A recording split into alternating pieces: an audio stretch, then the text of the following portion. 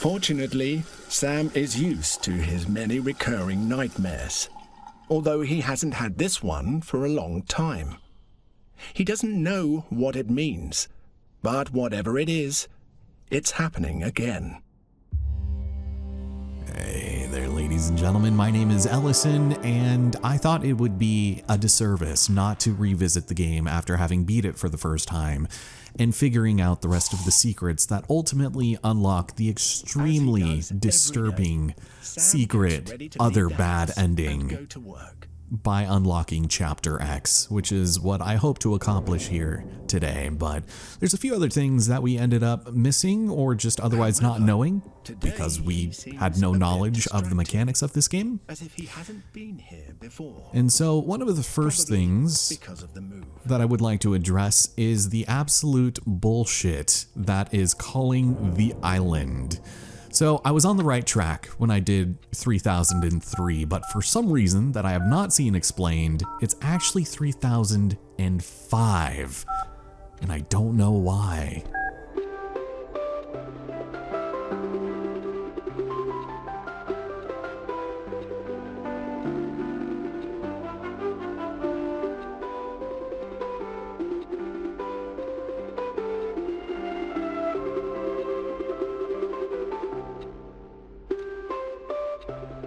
And it looks like it repeats. Okay, well, from here on out, I will drop in intermittently and we'll see what happens as we progress through this otherwise relatively short game, especially now that we know what to do and what to expect. But here, this is where we learn how to run for the first time. And as it turns out, there is actually a trophy for not running, for taking your sweet ass time because you don't want to go to work. And trust me, brother, I have absolutely been there. Of course, your first instinct is going to be to press run, and well, they thought of that. Just like a couple of other very strange things. But once we get far enough and we decide to leave, Sam takes his time. Today, he seems to be in no hurry to go to work. Granted, I couldn't necessarily tell you who is, but let's step out, get our trophy, and I'll meet you in the basement.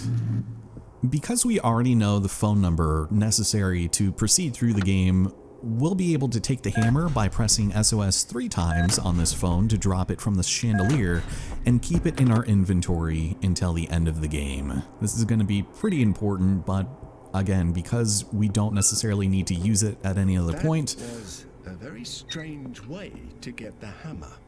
We'll have it for later. Eventually, we are going to start experiencing just a little bit of deja vu, and this is something that I was very close to discovering the first time we came around, and I'm a little annoyed at how close I got to this, but when we start going down the stairs, we're gonna see a little glitch in the system, and that's your cue to actually go back up the stairs so that we could collect a coin, as well as the coin card, and it's just right over here. So we'll go ahead and snag that for later. And the thing that annoys me about this is I had gone up 3 or 4 flights of stairs and I just kind of assumed that it was going to loop forever, but that is not the case.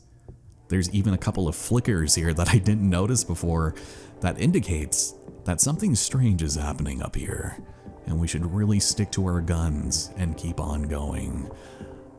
But after you go up just enough times, something strange and unsettling happens.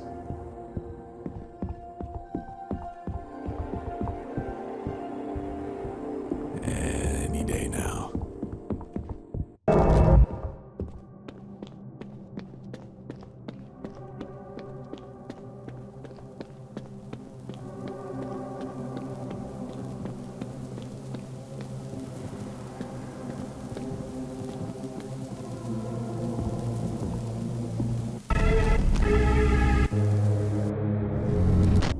A little bit after that, we're going to find ourselves at Chapter 4, at which point we could use some of the knowledge we learned in our first playthrough to jiggle the handle of a white door multiple times that is going to lead to this very strange little stairwell.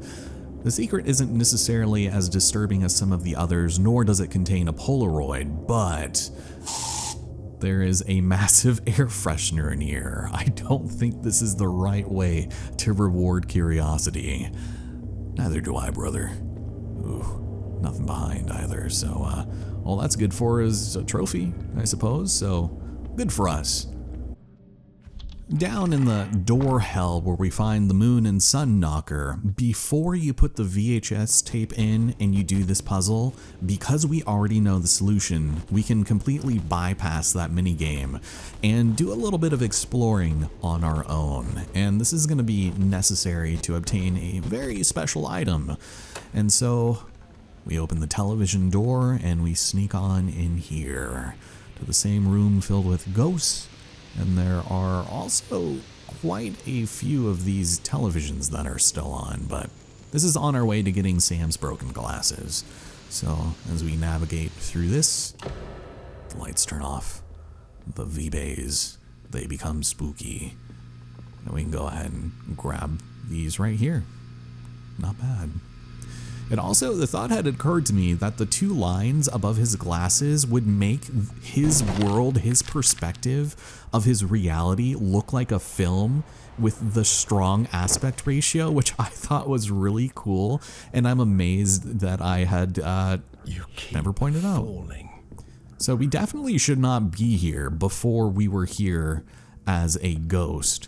So what we're gonna do is we're gonna go down over here where you normally would have opened it as a ghost via the VHS tape, but in doing that, you would not be able to obtain the petrified moon and sun knocker. We can still open the door, and I don't think you can pick up the VHS tape anymore after this. So we'll keep that in mind. And we're gonna need to find that hallway filled with stuff, so thank you for continuing the jump scares. And we'll go over here. Luckily, this one isn't entirely out of the way, which I appreciate, but it is very unsettling to say the least. Over here, in the farthest left door that you can go to, we'll set the petrified one over here, and we'll see what lies inside. Another Polaroid. And this one is no better than the rest.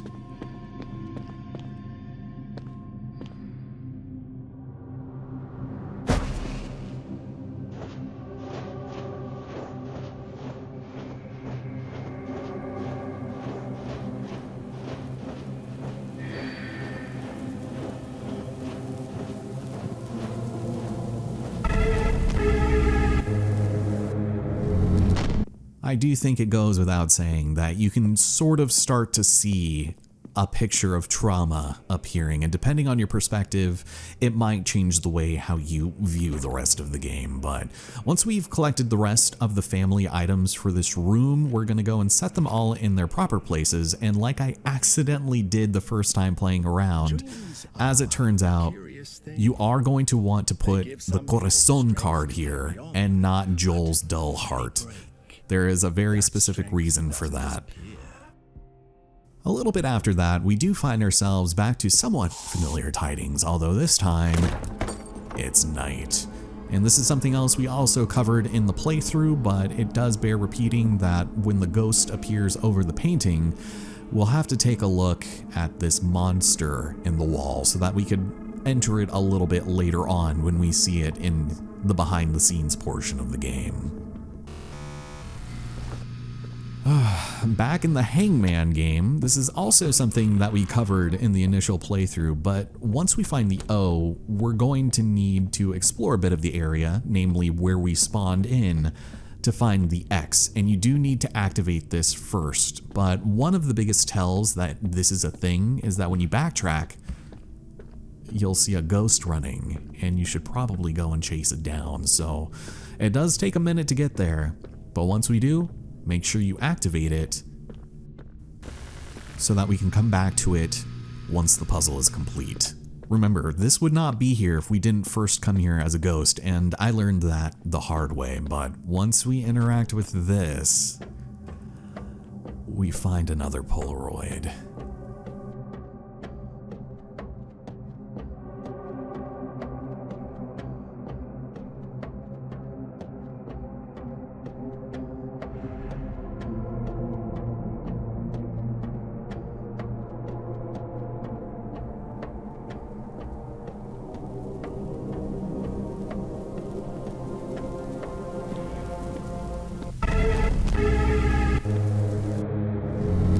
a little bit after the chase sequence with the ghost, and before you hit the load level trigger, the narrator will say interesting, at which point you'll want to turn to your left to find a door with no collision, leading to a lot of other doors.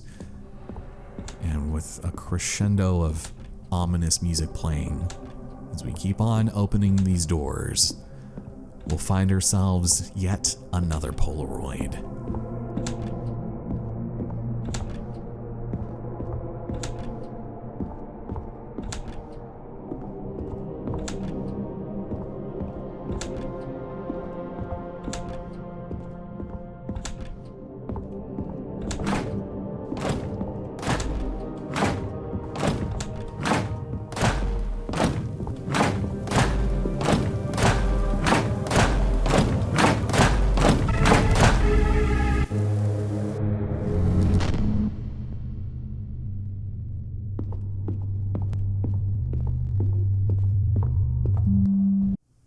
By the time you reach the 30:03 minigame, you should absolutely still have Joel's dull heart in your inventory.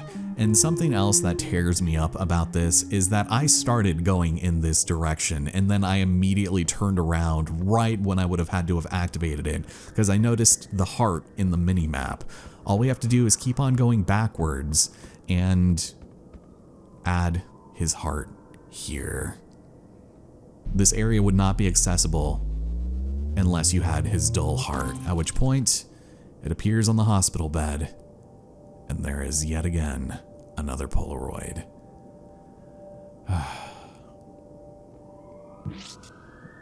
Heart failure or drug addiction? All these white pellets seem to tell a very vivid story. Now that we've reached the behind the scenes portion of the game, there's going to be a lot of stuff for us to do here. Another thing that I was kind of annoyed that I didn't bother exploring more just because I was so overwhelmed by everything happening around us is these bars would disappear when the light was off. The simplest thing that I just disregarded immediately.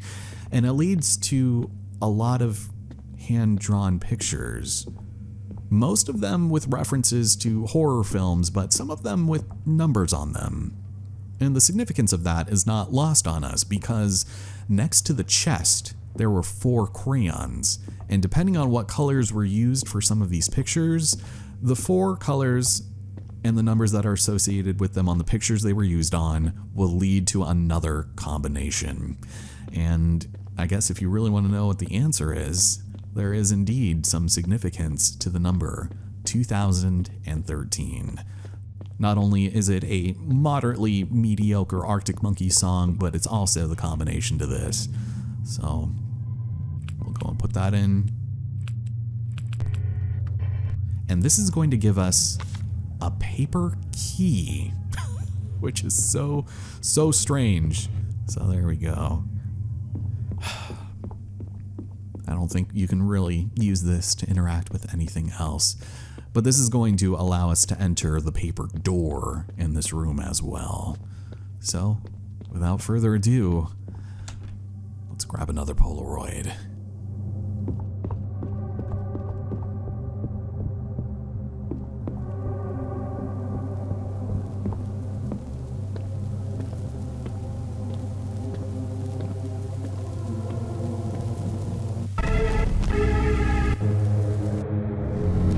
Near the sound test area, this is another little spot that we have already taken into consideration, but it does bear repeating here.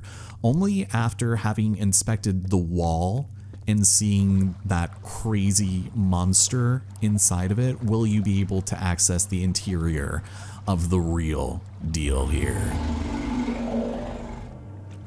Let's step inside.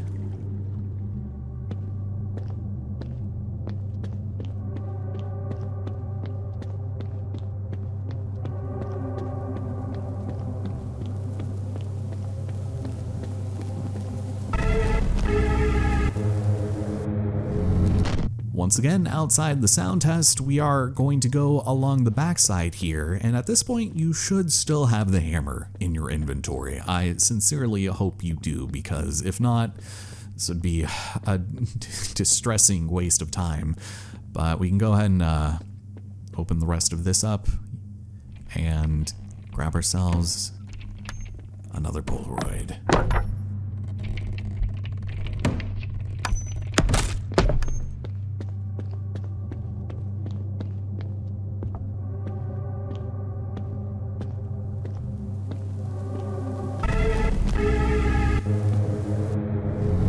What is it that motivates you to continue?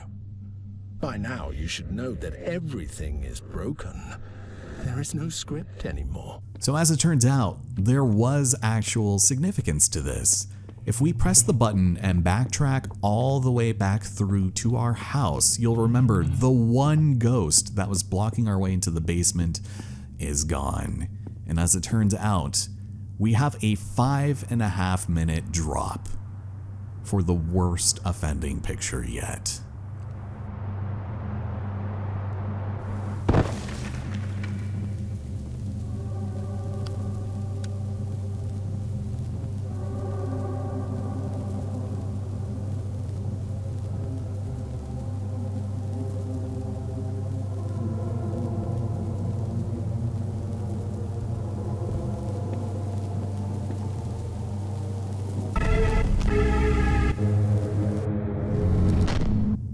As you can see, we have accumulated quite a terrifying sequence of events, and I think there's still a little bit to be left up to the interpretation of what this game is supposed to be about.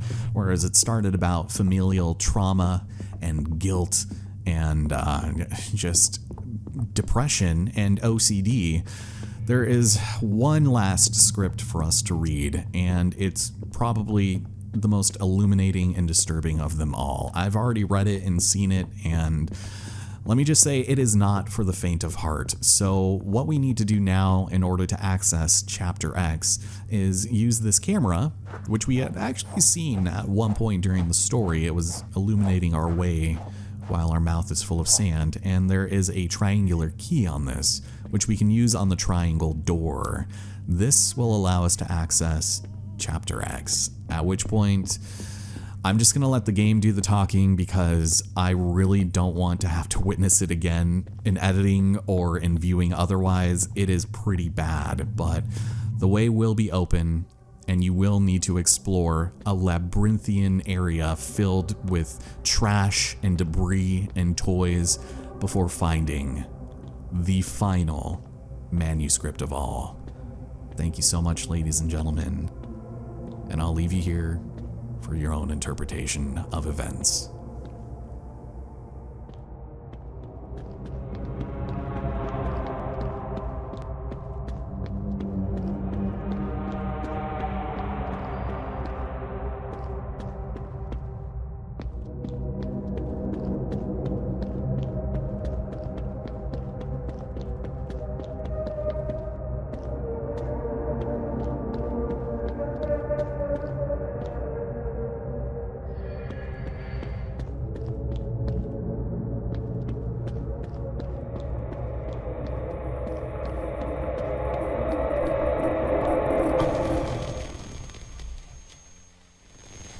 I'm not quite sure about the second time.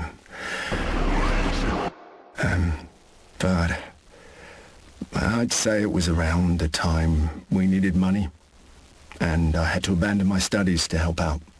I thought I could continue learning about cinema in my spare time, but I couldn't.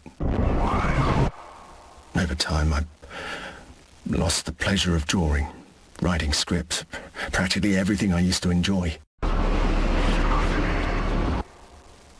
I used to think I could create a good story out of anything. But I'm not so sure now.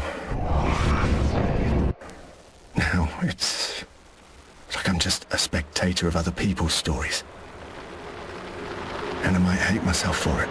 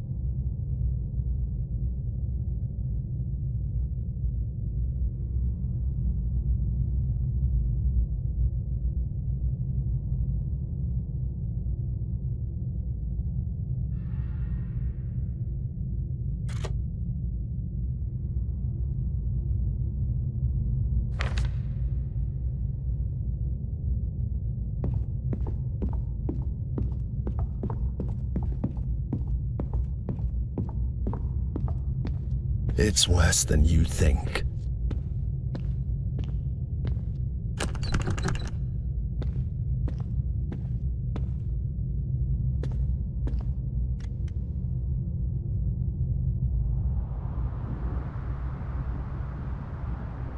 The worst part about hell is not the flames, it's the hopelessness.